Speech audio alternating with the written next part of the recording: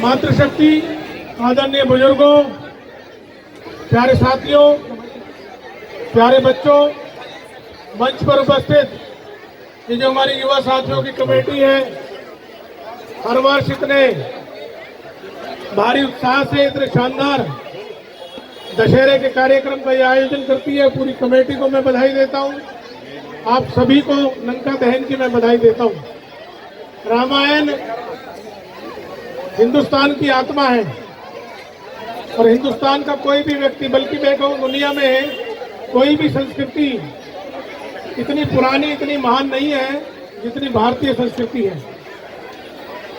और उसमें भी रामायण तो हमारे लाखों वर्षों से हमारी संस्कृति में, हमारी परंपरा से, हमारे बुजुर्गों द्वारा हमें सिखाई जा रही है।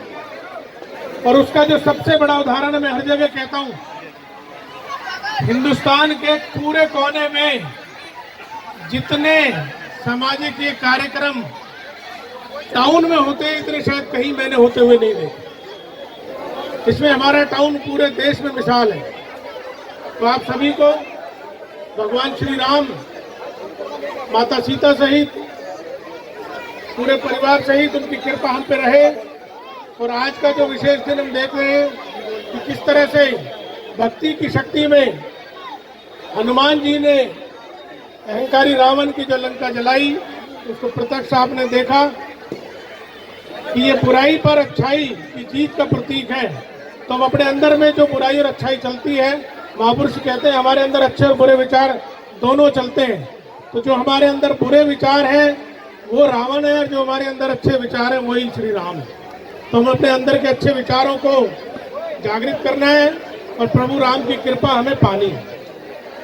दूसरा, ये कार्यक्रम तो हो गया, लेकिन हमारे इस शहर की जो सबसे बड़ी शोभा, आज से नहीं 50 साल से भी ज्यादा हो गए, जो सबसे बड़ी शोभा थी वो दशहरा में हमारा दशहरा मैदान में बना, पूरे हिंदुस्तान में मशहूर। आज मुझे लगता है 7 साल हो गए जो लोग भगवान श्री राम के नाम पे वोट मांग रहे हैं, 7 साल से फरीदाबाद में दशहरा नहीं मनाने दे रहे। और इस बार भी भाई ऐसी क्या दिक्कत है, पूरे प्रदेश में मनाया जा रहा है, पूरे देश में मनाया जा रहा है, फरीदाबाद में आज भी शोभा यात्रा भी नहीं निकल रही। ये बहुत दुख की बात है।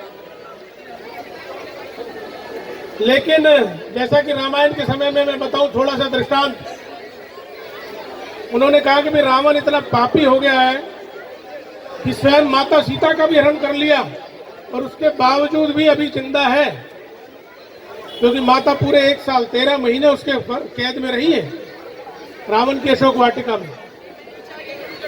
कि उनको हरण करने के बाद तो ये एक क्षण भी जिंदा रहना नहीं चाहिए था, लेकिन महापुरुषों ने कहा कि जब तक इसके पुण्य कुछ बाकी है, इसके अब तो कर्म खराब हो चुके हैं, लेकिन जब तक इसके पुराने पुण्य बाकी हैं, जब वो इतने बुरे कर्मों करने के बावजूद भी यहाँ भाजपा के नेता आज भी, दुर्भाग्य की बात है कि इस जिले पे शासन कर रहे हैं, ना कोई विकास किया और सब प्राण है, हमारे त्योहार ही हमको नहीं मनाने दे। पर वही महापुरुषों की बात याद आ रही है कि अभी कोई ना कोई इनका छोटा मोटा पाप का घड़ा भरना बाकी रह गया। बहुत दुख की बात है।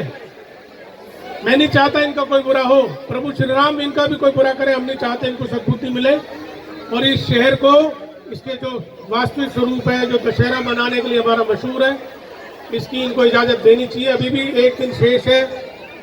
मैं चाहता हूं इनको सद्बुद्धि आ जाए, वरना इनके खिलाफ अभियान चलाया जाए। मैं पुनः आप सभी को, आपकी पूरी कमेटी को बहुत बहुत शुभकामनाएं देता हूं और धन्यवाद भी करता हूं कि आपने इस अवसर पर मुझे भी शामिल करके मेरी खुशी को और मेरे हौसले को भी बढ़ाया।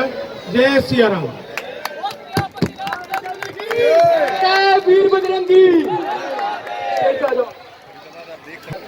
ऐसे लोग हैं जो बिल्कुल सारी जगह से हाथ खड़े हो जाते हैं, उसके बाद भी इनके साथ हमें चलने में यूं मजा आता है कि हर बार इन्होंने हमें एक ही लाइन बोली है, चाहे हम शुरू में जाते हैं या एंड में जाते हैं, कि तुम काम करो, पहले दिन भी मैं तुम्हारे साथ हूँ, आखिरी दिन में भी अगर कोई मुसीबत आएगी तो भी मैं तुम्हारे साथ रहूँगा। ये इनकी बहुत बड़ी खासियत है कि कभी भी हमें किसी भी पद पर नीचा नहीं होने देते, कहीं भी हमें झुकने नहीं देते। ये यही कहते हैं कि तुम आगे बढ़ो, किसी भी चीज की, धन की हो गई, प्यार की हो गई, कहीं खड़े होने की, इज्जत की हो गई, ये हमेशा हमारे साथ रहते हैं। बहुत बहुत धन्यवाद विजय प्रताप जी। और परसों यहाँ दशहरे का भी कार्यक्रम है, मुझे बताया गया है, बड़ी खुशी की बात है और आप सबने आना है। धन्यवाद।